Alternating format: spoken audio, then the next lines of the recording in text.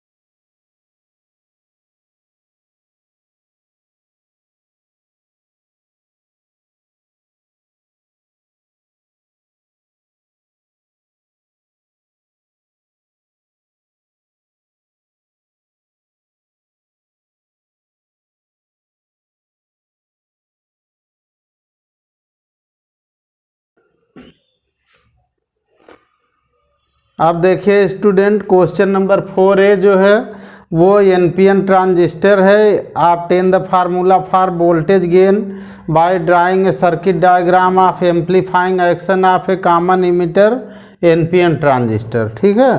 तो NPN transistor है वो इस वर्ष कोर्स में नहीं है, वो यहाँ हमने लिख दिया है, ठीक है। अब बी वाला देखो student, ionization energy of hydrogen atom is 13.6 eV।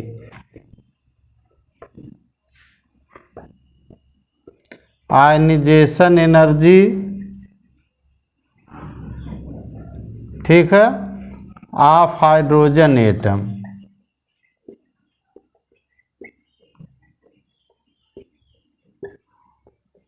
ये दिया हुआ है 13.6 eV, ठीक है स्टूडेंट। इसका मतलब ये हुआ कि जो हम लोग फार्मूला पढ़ते थे En is equal to -13.6 upon n² eV, वो इसमें यूज हो जाएगा, ठीक है। तो अब यहाँ से आगे कह रहा है student, a photon falls on the hydrogen atom initially in it's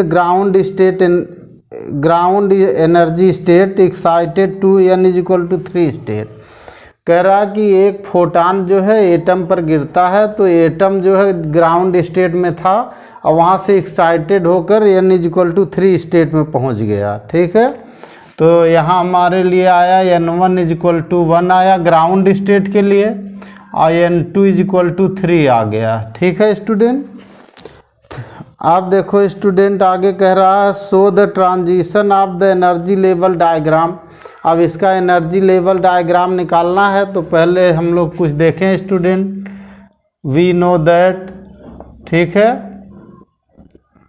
we know that, हम जानते हैं कि, हिंदी वाले सुन सुन के अपना नोट कर लें आराम से। एनर्जी ऑफ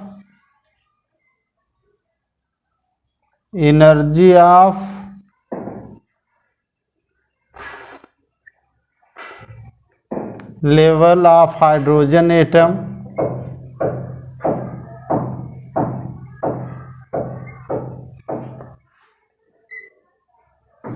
ठीक है। Energy levels of hydrogen atom, यानी हाइड्रोजन परमाणु के ऊर्जा स्तरों की ऊर्जा, ठीक है। हिंदी वाले लिखेंगे हाइड्रोजन परमाणु के ऊर्जा स्तरों की ऊर्जा। इसका हम लोग क्या फार्मूला लिखते हैं स्टूडेंट, इसका हम लोग फार्मूला लिखते हैं En is equal to -13.6 upon n² eV लिखते हैं। जो ये 13.6 देने का मतलब ही है कि आप इस फार्मूले का यूज कर सकते हैं, ठीक है। तो E1 कितना आ गया देखो student, E1 is equal to -13.6 upon 1 का स्क्वायर हो गया eV, ये आ गया -13.6 eV आ गया। E2 कितना आ जाएगा ऐसे स्टूडेंट? E2 हमारा आ जाएगा माइनस का 13.6 अपॉन 2 का स्क्वायर, इतना EV हो जाएगा इज इक्वल टू, अब ये 4 हो जाएगा, इसको डिवाइड कर देंगे तो माइनस का 3.4 EV आ जाएगा। खुद करिए आप, 4 से आराम से इसको डिवाइड कर सकते हैं, ठीक है। और तीसरा आ जाएगा एंड E3 कितना आ जाएगा student? E3 is equal to -13.6 upon 3 square EV। जब इसको डिवाइड करते हैं तो माइनस का 1.51 EV आता है, ठीक है स्टूडेंट। पहला पॉइंट देखो स्टूडेंट, कह रहा है कि draw show the transition of energy level diagram. तो एनर्जी लेवल डायग्राम में एक तो ये ग्राउंड स्टेट होती है, ठीक है स्टूडेंट, फिर 1 होता है, फिर 2 होता है, फिर 3 होता है, इतना हम बनाएंगे केवल, ठीक है।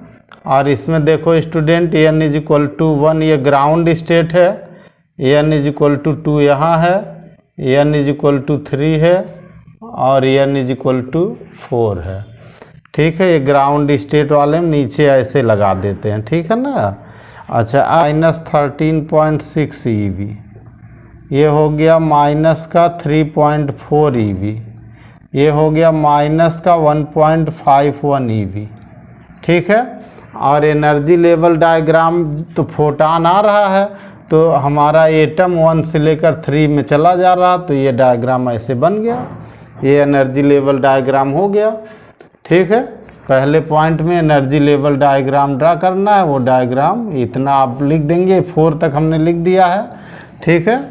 आप 3 तक यहाँ लगाएंगे क्योंकि 3 तक ही क्वेश्चन है हमारा, ठीक है। दूसरा पॉइंट देखो स्टूडेंट, दूसरा कह रहा calculate the wavelength of photon.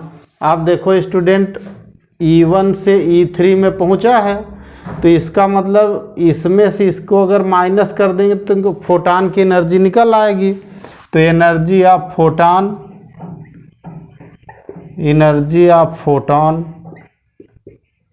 ठीक है, E is equal to E3 minus E1 हो गया, is equal to -1.51 minus minus plus 13.6, इतना हो जाएगा EV। और वैल्यू निकाल लीजिए तो ये आ जाएगा स्टूडेंट 12.09 EV आ जाएगा, ठीक है स्टूडेंट। अब इसमें कह रहा calculate the wavelength of photon, ठीक है। तो wavelength of photon, wavelength of photon,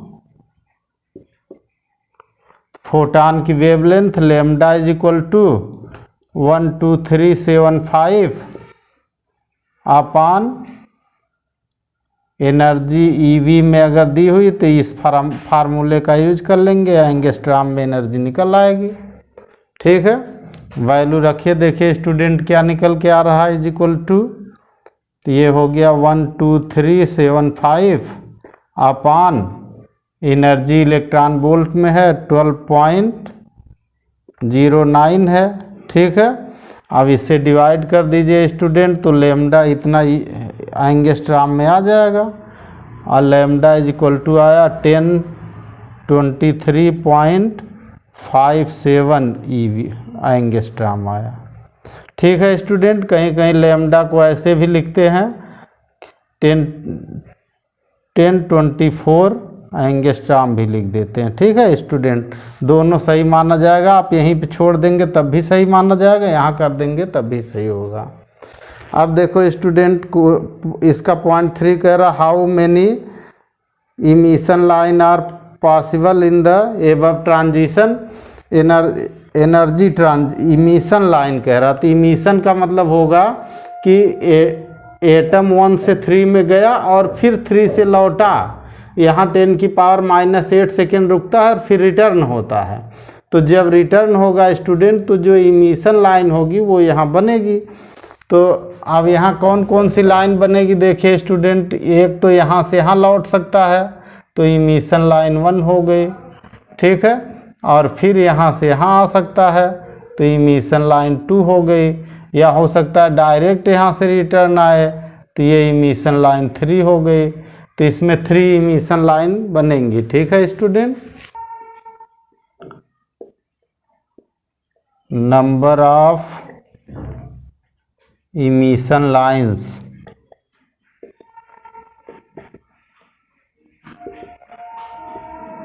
is equal to, ठीक है। तो देखो इमिशन लाइन जो होगी स्टूडेंट वो हमने बताया कितनी होंगी, 1 2 3 होंगी, यानी उत्सर्जन रेखाओं की संख्या। तो ये आ जाएगा 0.3, ये हो जाएगा तीसरे का आंसर। Okay student. अब देखो स्टूडेंट हम लोग देखेंगे सी यानी गा, और इसमें कह रहा the de Broglie wavelength of proton, ठीक है। तो प्रोटॉन के लिए हम लोग लैम्डा लेंगे स्टूडेंट। तो लैम्डा 1 दिया है, लैम्डा पी को दिया है lambda 1। De Broglie wavelength of proton यानी प्रोटॉन के लिए लैम्डा 1 दिया है। De Broglie wavelength of photon दिया है आगे।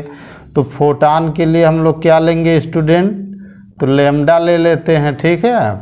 तो लैम्डा दिया है लैम्डा 2, ठीक है। अच्छा, अब आगे कह रहा है कि kinetic energy of photon and proton are same, यानी दोनों काइनेटिक एनर्जी सेम है। तो let mass of proton, mass of proton, proton का मास हमने क्या लेट कर लिया, mp, then lambda P is equal to, ये जो प्रोटॉन की वेवलेंथ है वो कितनी होगी स्टूडेंट, एच अपान प्रोटॉन की डी ब्रागली वेवलेंथ कितनी होगी, एच अपान √2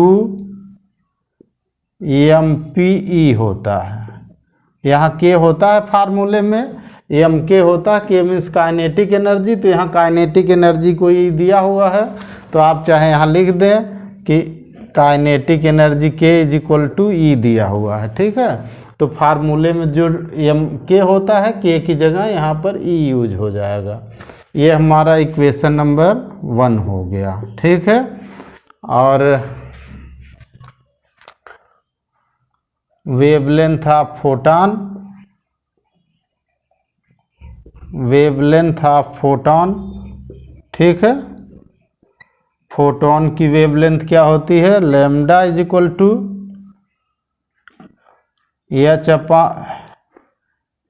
HC अपान ई होता है, एनर्जी HC अपान ई होता है, ठीक है।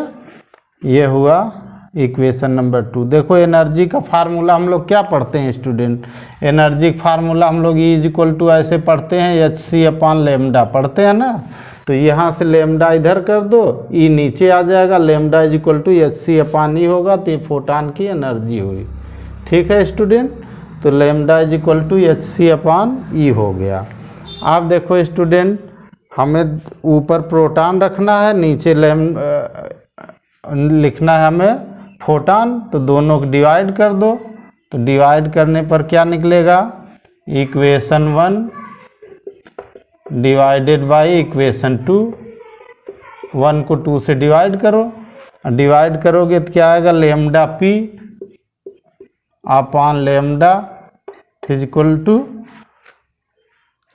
इधर देखो स्टूडेंट एच से एच कैंसिल हो गया, और डिवाइड करोगे तो ये ऊपर चला जाएगा, ई ऊपर हो जाएगा, ई अपान सी √2 mpe हुआ, ठीक है स्टूडेंट।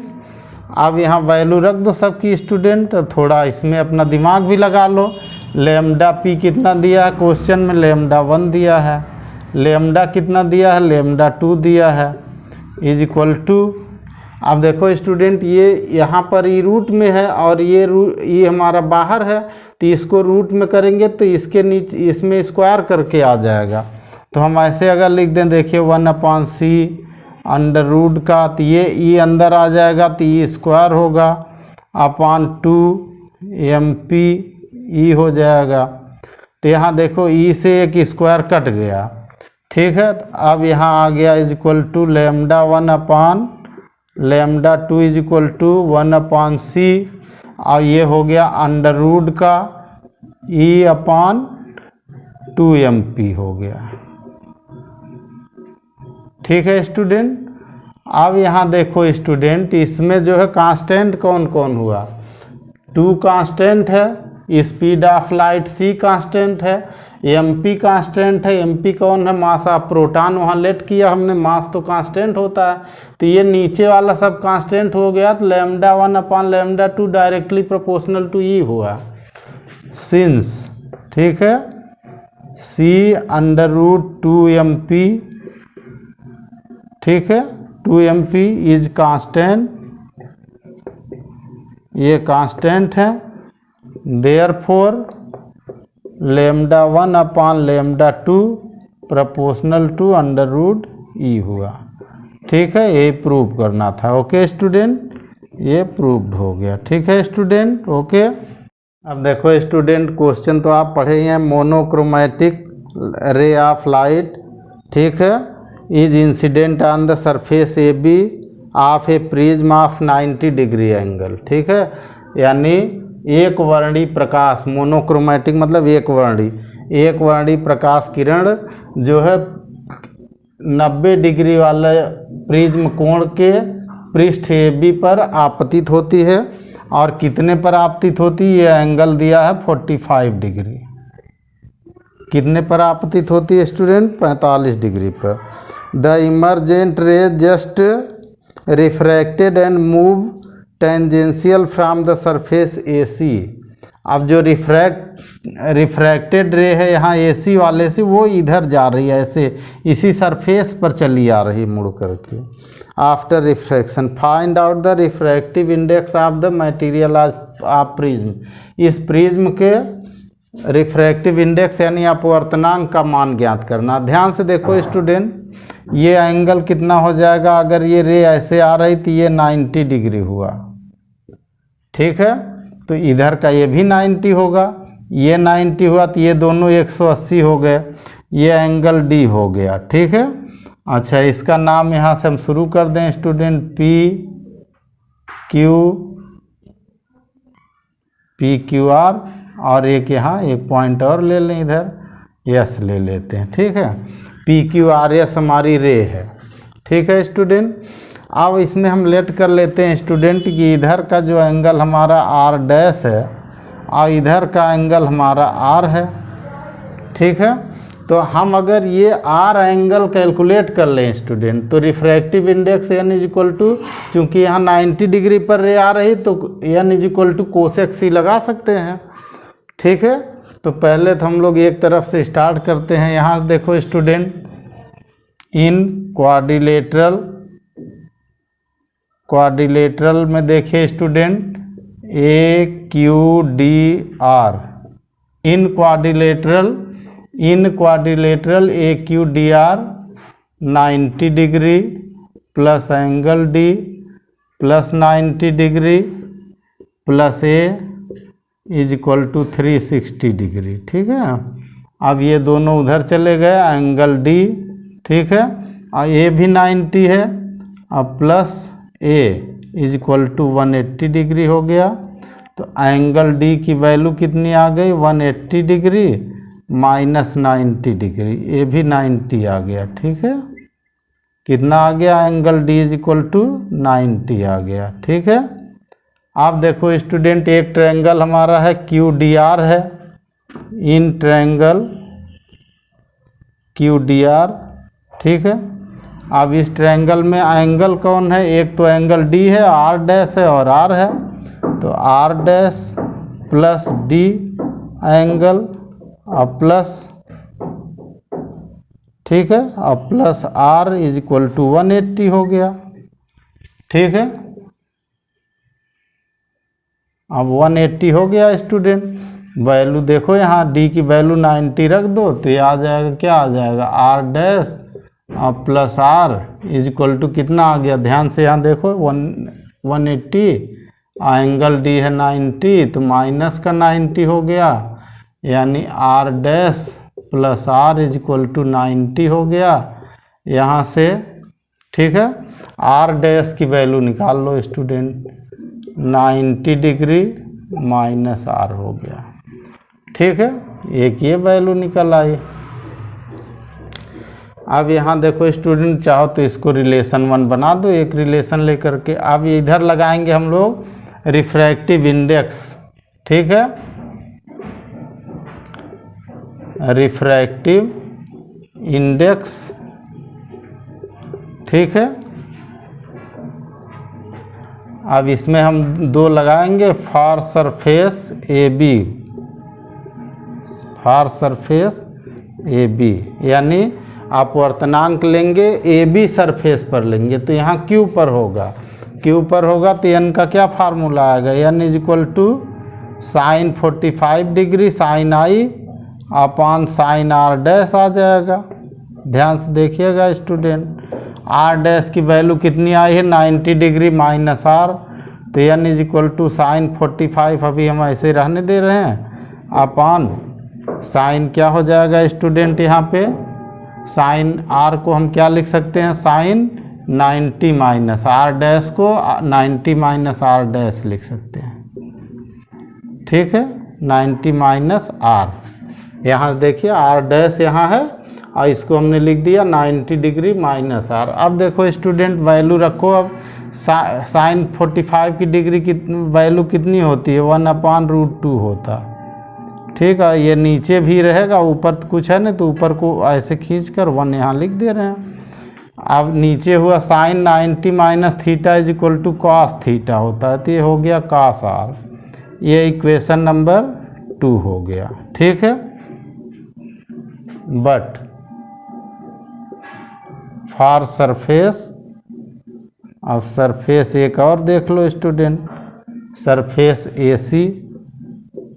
अब एसी सरफेस पर देख लो तो ये तो 90 डिग्री पे रे आ रही थी, इसका मतलब ये क्रिटिकल एंगल आर हुआ, तो एन इज इक्वल टू क्या हो गया, कोसेक। ठीक है, कोसेक आर हुआ, क्रिटिकल एंगल हो गया ना, since r is equal to theta C है, क्रिटिकल एंगल है ये। ठीक है, अब यहाँ देखो ये इक्वेशन नंबर हमारा हो गया 2। ठीक है स्टूडेंट, अब फ्रॉम इक्वेशन 1 एंड 2 देखिए क्या निकल के आया, फ्रॉम इक्वेशन 1 नहीं, ये इक्वेशन 2, ये हुआ 3, ये हमारा हो गया equation 3। For equation 3 2 and 3, 2 and 3 से क्या निकल के आया, देखो स्टूडेंट, इन दोनों को इक्वल कर दो स्टूडेंट। यहाँ देखो तो ये आ गया कोसेक सी। ठीक है, cosec R is equal to 1/√2 cos R हुआ। ठीक है, कोसेक का उल्टा 1/sin होता है, तो इसको हमने लिख दिया 1/sin R is equal to 1/√2 cos R हुआ। यहाँ देखो कॉस ऊपर कर दो स्टूडेंट, तो ये आ गया cos R upon sine R is equal to 1/√2 हुआ। इससे जो हमें मिला स्टूडेंट, इससे क्या मिला, काट आर मिला हमें, काट आर इज इक्वल टू 1/√2 मिला। अब यहाँ एक ट्रायंगल ड्रा कर लो स्टूडेंट, इसके हिसाब से काट आर के हिसाब से। ठीक है, क्योंकि हमें साइन आर या कोसेक आर निकालना ये इक्वेशन वाले इससे, तो यहाँ हम क्या करें, एक ट्रायंगल ड्रा करते हैं। देखो एक ट्रायंगल हमने ऐसे बनाया स्टूडेंट, ये ट्रायंगल, ये एंगल हमने आर लिया, तो काट थीटा इज इक्वल टू क्या होता है, बेस अपॉन परपेंडिकुलर, तो ये 1 हुआ, ये √2 हुआ। ठीक है, तो इसका डायगोनल कितना आया स्टूडेंट, डायगोनल आया √2 का स्क्वायर 2 प्लस 1 का स्क्वायर 1 इज इक्वल टू √3 आया। ठीक है, तो इसका ट्रायंगल का नाम XYZ रख देते हैं स्टूडेंट। ठीक है, और यहाँ शुरू करेंगे, नाउ फ्रॉम ट्रायंगल XYZ। ठीक है, अब एक्स वाई जेड जो ट्रायंगल हमने इससे किया उससे निकला, क्या निकला, यहाँ देखो n इक्वल टू क्या है, n equal to cosec R है। और इससे कॉसेक थीटा क्या होता है, कॉसेक थीटा होता है हमारा हाइपोटेन्यूस अपान परपेंडिकुलर। तो हाइपोटेन्यूस कितना है, √3 है, और परपेंडिकुलर कितना है, √2 है। यानी n की वैल्यू यहाँ से क्या आ गई, √3/2 आ गई। ये आंसर हो गया स्टूडेंट, ये आंसर हो गया। ठीक है स्टूडेंट, ओके। अब देखो स्टूडेंट हम लोग देखेंगे क्वेश्चन नंबर ई यानी अंगा। इसमें देखो कह रहा है what is the principle of metre bridge. ठीक है, इसमें कह रहा है what is the principle of metre bridge. तो ये प्रिंसिपल ऑफ मीटर ब्रिज हमने हेडिंग नीचे डाली हुई है। डायग्राम बुक में दिया हुआ है स्टूडेंट, वो डायग्राम हमने बना दिया है। इसमें देखो R1 रेजिस्टेंस है, R2 रेजिस्टेंस है, और इन दोनों के बीच का मिड पॉइंट जो है वो B है। ठीक है, और A और C एक वायर है, 1 मीटर लंबा है। मीटर ब्रिज का वायर होता है 1 मीटर लेंथ होती है 100 सेंटीमीटर। ठीक है, 1 मीटर होती है। इसमें ये D पोजीशन ऑफ जॉकी है। ठीक है, ये जॉकी की पोजीशन है नल डिफ्लेक्शन की स्थिति में, यानी जब इसकी रीडिंग 0 है गैल्वेनोमीटर की, उस कंडीशन में यहाँ D है। तो ये दिया हुआ 40 सेंटीमीटर। ठीक है, अब देखो स्टूडेंट इधर ध्यान से देखो, यहाँ पे देखो स्टूडेंट इसके थ्योरी में देखो। ठीक है, मीटर ब्रिज यानी मीटर सेतु यानी मीटर ब्रिज। ठीक है, works on the principle of Wheatstone bridge. ठीक है, मीटर सेतु संतुलित व्हीट स्टोन सेतु के सिद्धांत पर कार्य करता है। ठीक है, metre bridge works on the principle of Wheatstone balance Wheatstone bridge. ठीक है, in the balance Wheatstone bridge. ठीक है, in the balance Wheatstone bridge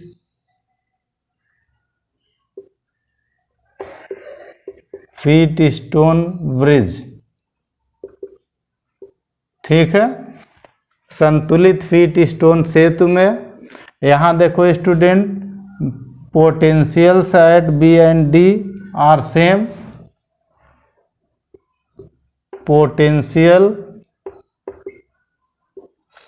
potentials at B and D are same, and reading of galvanometer is 0, and reading of galvanometer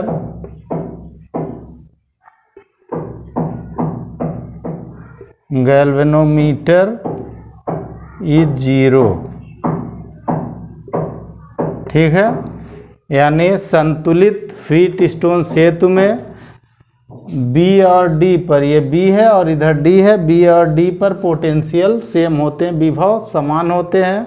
और ये जो galvanometer यहाँ लगा होता है इसकी रीडिंग 0 होती है। इसका गैल्वेनोमीटर का पाठ्यांक 0 होता है, यानी इसमें कोई करंट फ्लो नहीं होती है। ठीक है, तो जब कोई करंट फ्लो नहीं होगी तो जो करंट इधर आएगी वही करंट इधर चली जाती है, और जो करंट इसमें आती है वही करंट इधर ऐसे चली जाती है। ठीक है, and then in this condition जब ऐसी स्थिति होती है देन रेशियो ऑफ रेजिस्टेंसेस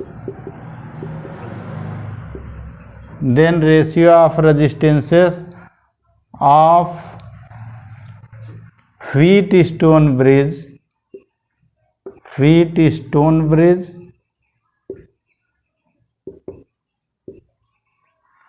ठीक है, then ratio of resistances of Wheatstone bridge, और वो रेशियो यहाँ आ जाएगा student P/Q is equal to R/S।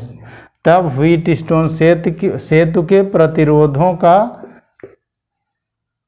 अनुपात और ये हमारा फार्मूला बन जाता है P/Q = R/S। अब देखो स्टूडेंट, अगर हम इसको मीटर सेतु के लेंथ पर ले आए, यहाँ से देखो स्टूडेंट, तो यहाँ पे ये हमारा हुआ P और ये हुआ Q, ठीक है, ये हुआ R, ये हुआ S, ठीक है। Now in the given diagram, now in the given diagram,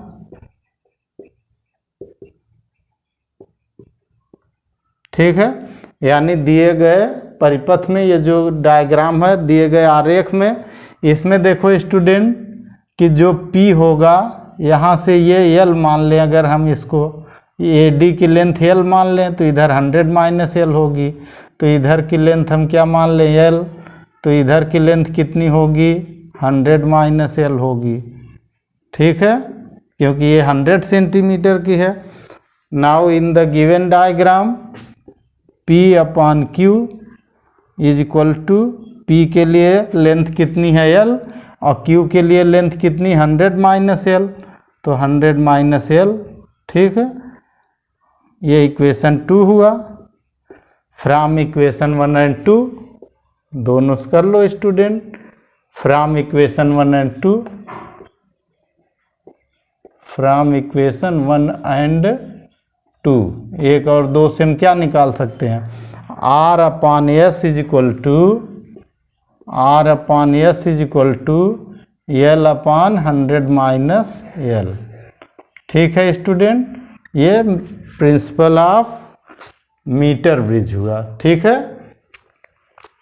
अब इस पर हम लोग न्यूमेरिकल लगाएंगे स्टूडेंट, इसी में न्यूमेरिकल भी दिया हुआ है, तो न्यूमेरिकल दे रहा है स्टूडेंट, देखिए कि तो यहाँ अब हम न्यूमेरिकल डाल रहे हैं, न्यूमेरिकल, अब हम लोग न्यूमेरिकल देखेंगे स्टूडेंट। इसमें L दिया हुआ है 40 centimetre. Now from equation 3, equation 3 कौन सी है स्टूडेंट, ये है 3, ठीक है। और इससे फार्मूला यहाँ R की जगह क्या है R1 है, तो R1 हुआ, S की जगह क्या है R2 हुआ, और हमारा L हमारा 40 हुआ, तो ठीक है, L हमारा 40 हुआ। नीचे हमारा कितना आएगा, नीचे आएगा यहाँ देखो 100 - L है, तो 100 - 40 आ जाएगा, ठीक है स्टूडेंट। ये 100 - 40 का 60 हो गया, यानी R1/R2 = आ गया 40/60। 2 से डिवाइड कर दो, 20 से डिवाइड कर दो, 22 जा 23 जा, यानी R1/R2 हो गया स्टूडेंट। और ये आ गया हमारा 2/3, या यहाँ से हम R1 की वैल्यू रख दें स्टूडेंट, तो 2/3 R2 हो गया। ये हमारा इक्वेशन नंबर 4 हो गया, ठीक है स्टूडेंट, ओके। अब देखो स्टूडेंट, दूसरे में कह रहा है, क्वेश्चन में कह रहा है if resistance of 10 ohm is joined in series with R1, इसके साथ 10 ओम और ऐड कर दे रहा है। नाउ अकॉर्डिंग टू क्वेश्चन, ठीक है, नाउ अकॉर्डिंग टू क्वेश्चन, ठीक है, आप ATQ भी लिख सकते हैं, ठीक है, अकॉर्डिंग टू क्वेश्चन। अब इसमें 10 ओम और ऐड कर दे रहा, तो R1 + 10 ओम हो गया, और नीचे हो गया R2, ठीक है स्टूडेंट। अब जो है L हमारी कितनी दिया हुआ है स्टूडेंट, अब L हमारा दे दिया 60 सेंटीमीटर, तो अब ऊपर तो वही L है फार्मूले में, तो L हो गया 60, और नीचे हो गया हमारा 100 - 60। L की वैल्यू हमने 60 रख दी, तो 100 - 60 हो गया। यहाँ से आया स्टूडेंट, यहाँ देखिए R1 + 10/R2 = ये हो गया 60/40, 20 से फिर डिवाइड कर दो 3, और ये आ जाएगा 2, ये हो गया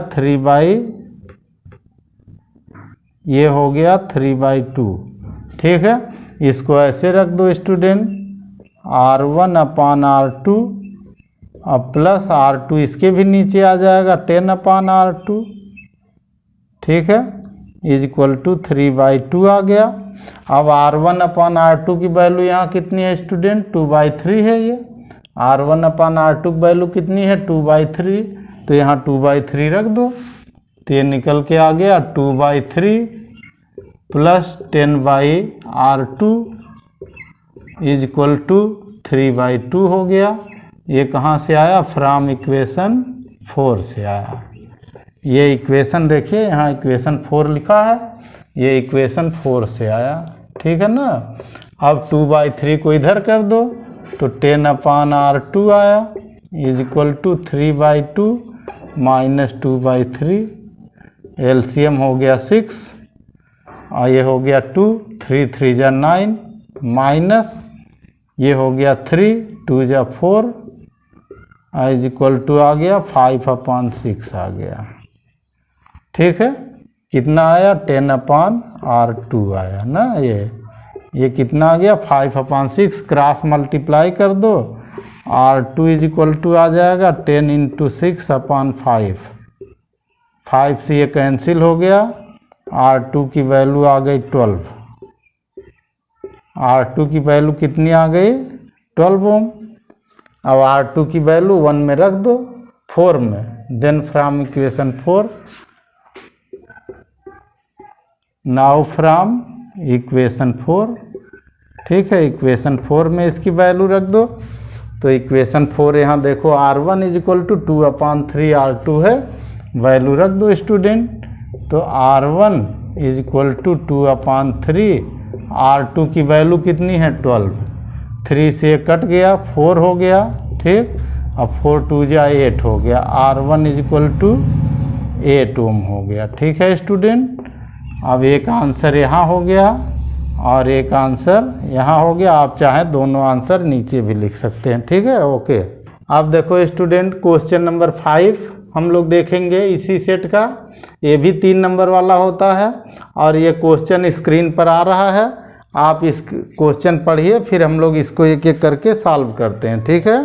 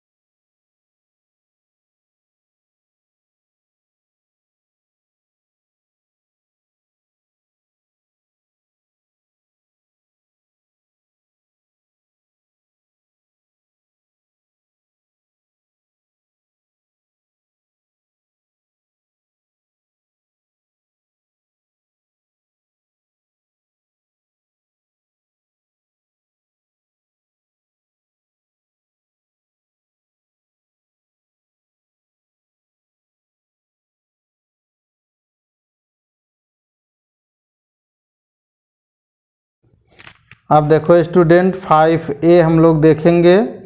ion electric dipole of dipole moment P। तो डाइपोल मोमेंट कितना दिया है? Dipole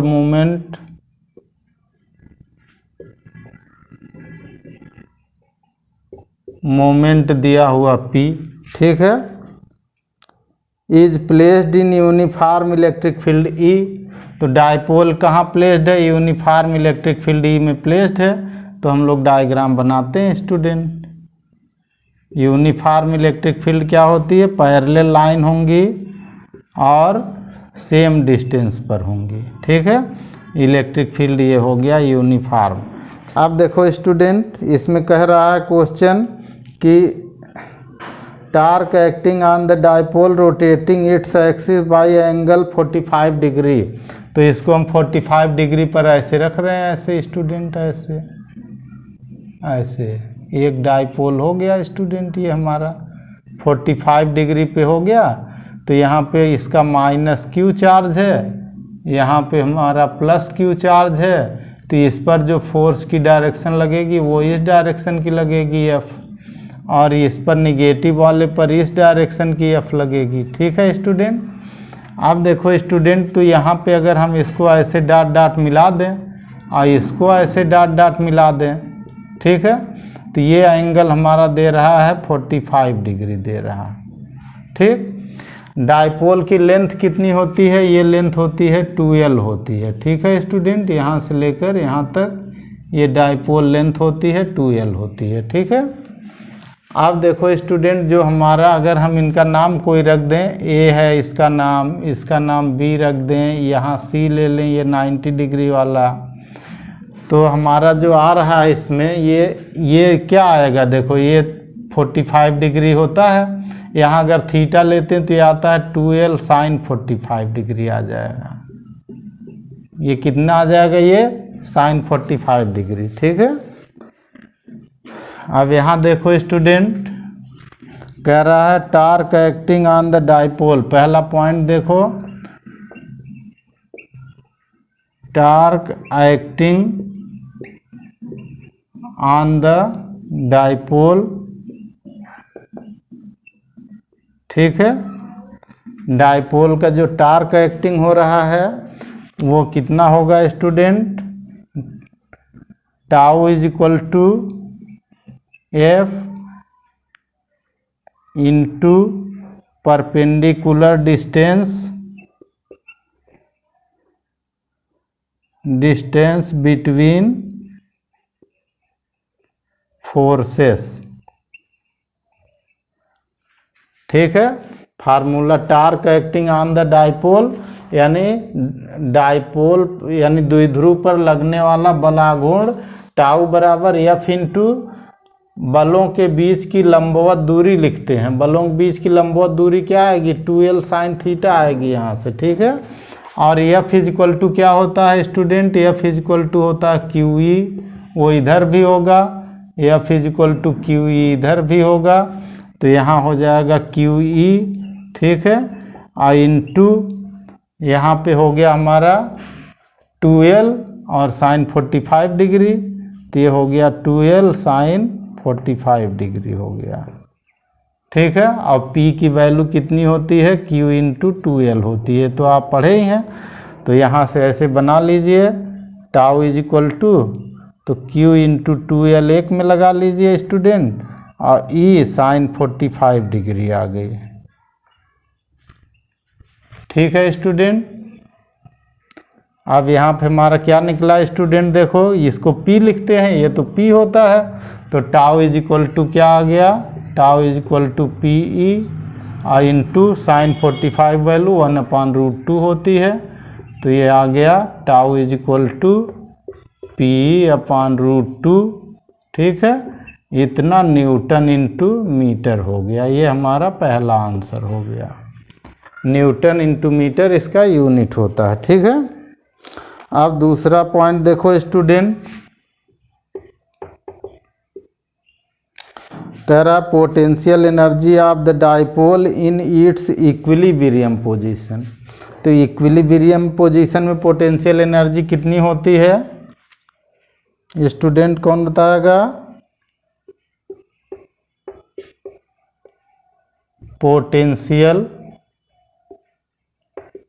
potential energy in equilibrium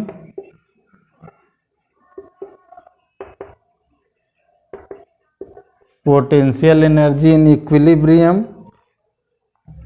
क्या होती है स्टूडेंट? यानी साम्यावस्था में स्थितिज ऊर्जा, इक्विलिब्रियम पोजीशन। ठीक है, साम्यावस्था इसको कहते हैं, साम्यावस्था में स्थितिज ऊर्जा। U is equal to minus PE, equilibrium में कॉस थीटा जो होता है वो 0 डिग्री होता है। ठीक है, since theta is equal to 0 होता है, इक्विलिब्रियम में क्या कितना होता है? 0 डिग्री होता है। ठीक है, थीटा 0 डिग्री, तो U इज इक्वल टू कितना हो गया? cos 0 की वैल्यू 1 हो गई, माइनस का PE हो गया। ठीक है स्टूडेंट। तीसरा पॉइंट देखो स्टूडेंट, तीसरा कह रहा है कि work done in rotating dipole by 180 degree from equilibrium position.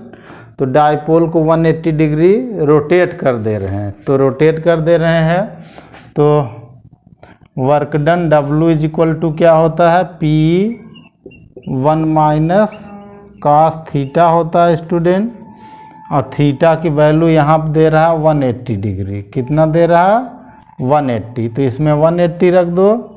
W is equal to P1 minus cos 180 degree, cos 1 की 80 की वैल्यू माइनस होती है, तो ये हो गया P1 प्लस 1 हो गया 2, यानी यहाँ से निकल के आ गया W is equal to 2P। इतना जूल हो जाएगा। ठीक है स्टूडेंट, ये हो जाएगा वर्क डन। ओके, अब देखो स्टूडेंट जो बी और खा है, बी यानी खा, वह पोलराइजेशन का क्वेश्चन है। देखो स्टूडेंट, पोलराइजिंग एंगल लिखा है, तो यह है इस वर्ष कोर्स में नहीं है, यह इस वर्ष कोर्स में नहीं है। ठीक है,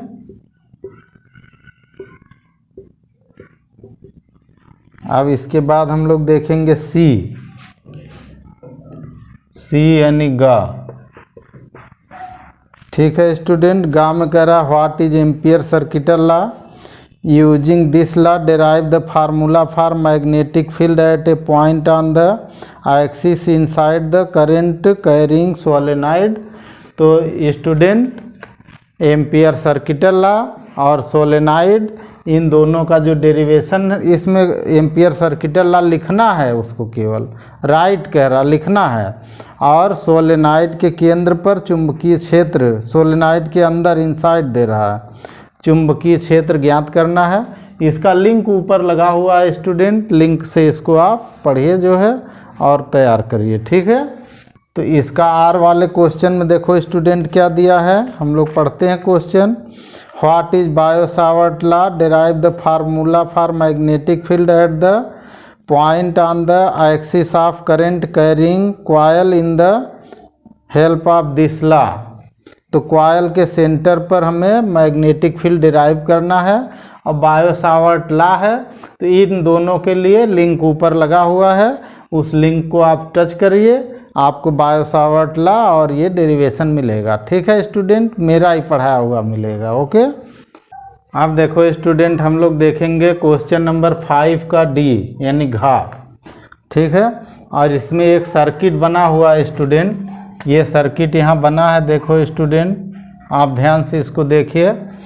अब इस सर्किट में पूछ रहा है क्वेश्चन, कह रहा है find out by using Kirchhoff's law, यानी किरचॉफ के नियम का प्रयोग करके दिए गए परिपथ में इन गिवन सर्किट, ठीक है, potential difference between B D, B और डी के बीच विभवांतर निकालना है, potential difference, current through 3 volt cell, जो 3 वोल्ट वाली सेल है ये है, इससे करंट निकालना है। ठीक है स्टूडेंट, तो हम लोग सबसे पहले करंट ही लगाएंगे स्टूडेंट, और देखो इसका EMF 2 है, इसका 1 है, इसका भी 1 है, इसका भी 3 है, तो जो सबसे बड़ा EMF होता है पहली करंट वहीं से हम निकालते हैं स्टूडेंट। तो ये करंट यहाँ से हो गया I1 मान लिया हमने। ठीक है स्टूडेंट, ये करंट यहाँ से ऐसे पास हो रही है, I1 ऐसे चल रही है, यहाँ से जाकर 2 पार्ट में करंट डिवाइड होगी, एक इधर जाएगी और एक इधर। तो इधर वाली करंट हमने ले लिया I2, तो इधर की करंट आ जाएगी I1 माइनस I2।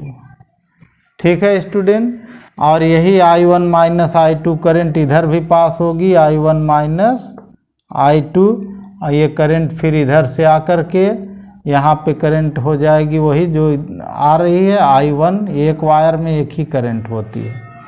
ठीक है स्टूडेंट, अब इसमें हम लोग मैश बनाएंगे स्टूडेंट। तो यहाँ देखो स्टूडेंट, इसमें करंट ऐसे चल के ऐसे आ रही थी, इसका मैश हमने ऐसे बनाया है, ये मैश 1 हुआ हमारा, पहला मैश हुआ। ठीक है, दूसरे मैश में देखो स्टूडेंट, ऐसे करंट आ रही है, इसमें सेल भी हैं, तो ये दो दो रेजिस्टेंस भी हैं, तो इसी की लाइन हम लेंगे तो इसका मेश ऐसे बनेगा स्टूडेंट, ये मेश 2 हो जाएगा। ठीक है स्टूडेंट। अब जो हमारी एरो की डायरेक्शन में करंट होगी वो पॉजिटिव लेंगे और जो इसके अपोजिट में होगी उसको निगेटिव ले लेंगे। ठीक है स्टूडेंट। तो अब हम लोग शुरू करेंगे बाय यूजिंग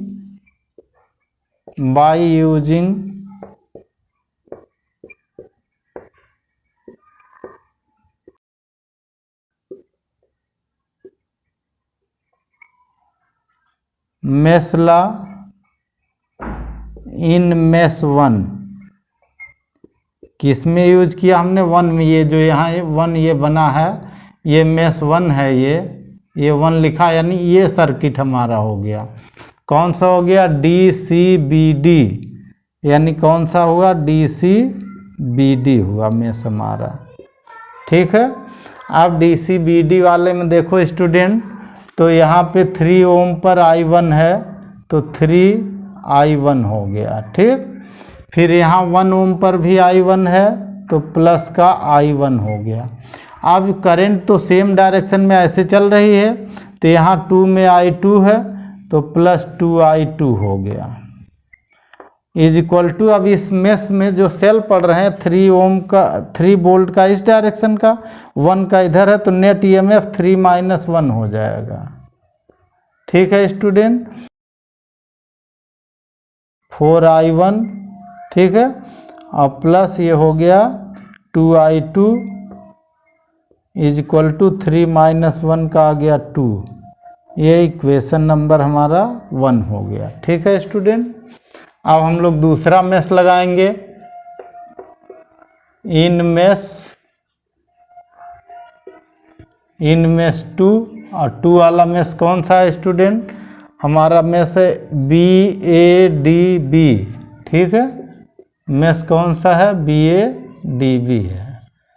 अब इसमें लगाइए स्टूडेंट, तो यहाँ देखो स्टूडेंट 2 ओम में I1 - I2 है तो 2I1 - I2 हुआ। ठीक, प्लस यहाँ देखो कितना है? 1 ओम में I1 - I2, 1 हुआ, I1 प्लस -I2। और ये देखो स्टूडेंट, इसमें ये हमारी साइकिल ऐसे चल रही है, एरो हमारी ऐसे चल रही है, अब करंट उल्टा आ रही है तो इसका मतलब ये माइनस का हो जाएगा 2I2, माइनस का हो जाएगा 2I2 इज इक्वल टू, ये EMF 2 वोल्ट इस इधर करंट फ्लो कराएगा, ये इधर, तो 2 - 1 हो जाएगा, 2 - 1। ठीक है। यहाँ से इसको सॉल्व करो स्टूडेंट, देखो निकालो इक्वेशन, तो ये हो गया 2I1 - 2I2 plus I1 - I2 - 2I2 is equal to 1 हुआ। इनको और कर लो स्टूडेंट, 2I1 प्लस I1 तो हो गया 3I1 minus 2 3 2 5 minus 5I2 is equal to हो गया 1। ठीक है स्टूडेंट, ये हमारा आया इक्वेशन नंबर 2 आ गया। आप देखो स्टूडेंट, यहाँ देखो स्टूडेंट, यहाँ पे 3 है और यहाँ पर 4 है। अगर हम इन दोनों को काटना चाहते हैं तो इसमें हम 3 से मल्टीप्लाई कर दें, इसमें 4 से मल्टीप्लाई कर दें, तो हम लिखेंगे इक्वेशन 1 × 3 एंड इक्वेशन 2 × 4। ठीक है।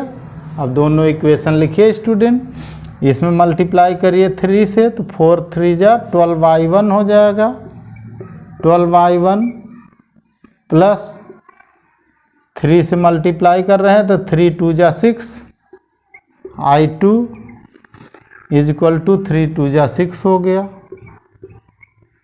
ठीक, और इसमें कितने से मल्टीप्लाई कर रहे हैं स्टूडेंट? 4 से, तो 4 × 3 = 12, I1 हो गया, और ये हो गया 4 × 5 = प्लस का माइनस का 20, I2 हो गया। इज इक्वल टू 4 1 जा 4 हो गया, ठीक है। और यहाँ पे माइनस कर दीजिए, ये माइनस, ये प्लस, ये माइनस, ठीक है स्टूडेंट। ये दोनों डिवाइड हो गए तो ये कैंसिल हो गए। ये 6 और 20 जुड़कर 26i2 हो गया, इज इक्वल टू 6 माइनस 4 का 2 हो गया। i2 हमारा कितना आ गया स्टूडेंट, 2/26 कैंसिल हो गया, 1/13 हो गया, ठीक है। यानी i2 की वैल्यू हमारी कितनी आ गई स्टूडेंट, 1/13 एम्पियर आ गई, ठीक है। अब पहला हमें निकालना है स्टूडेंट, पहला पॉइंट हमारा क्या है, क्वेश्चन देखिए। तो पहले पॉइंट में हमें निकालना है potential difference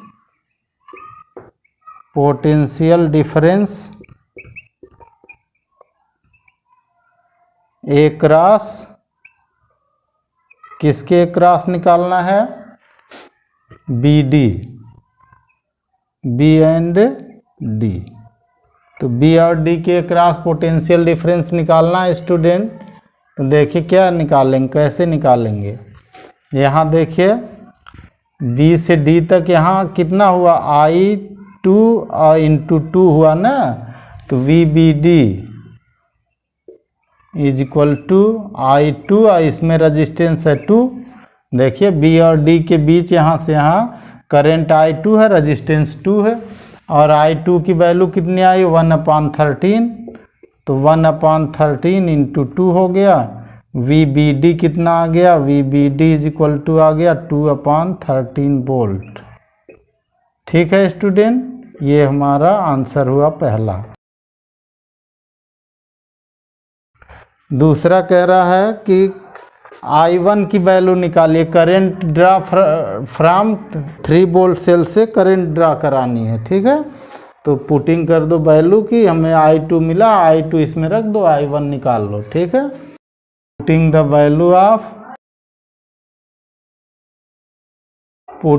value of I2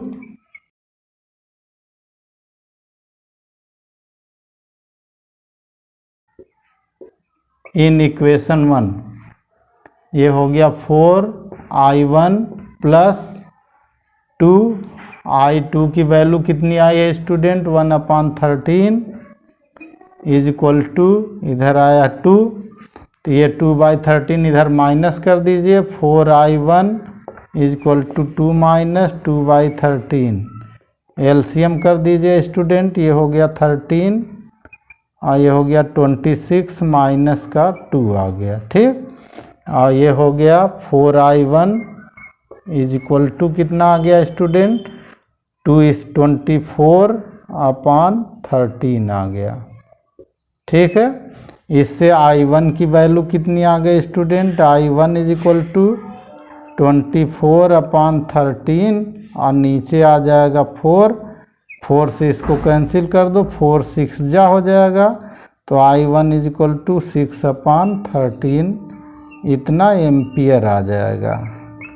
okay student, एक आंसर यहाँ हो जाएगा स्टूडेंट और एक आंसर आपका यहाँ हो जाएगा, ठीक है। ओके, आप देखो स्टूडेंट, इसका जो ई पार्ट दिया हुआ है, how and gate to realised from NOR gate, ये इस वर्ष कोर्स में नहीं है, ठीक है। ये नॉट गेट है, कंप्यूटर चैप्टर इस वर्ष कोर्स में नहीं है।